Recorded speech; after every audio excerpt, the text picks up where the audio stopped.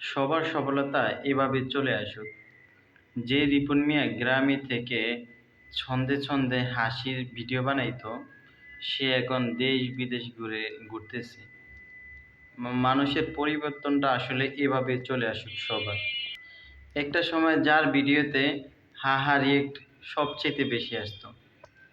একটা জিনিস লক্ষ্য করছেন, এখন কিন্তু তার ভিডিওতে হা হা রিয়েক্ট আসে না তেমন একটা, লাভ রিয়েক্ট আসে। মানুষ তাকে পছন্দ করে অনেক।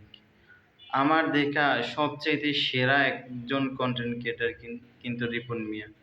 তাকে আমি অনেক ফলো করি, তার ভিডিও আমি সবসময় দেখি। আমি তার বড় একজন ফ্যান। সে এখন নেপাল ঘুরতেছে।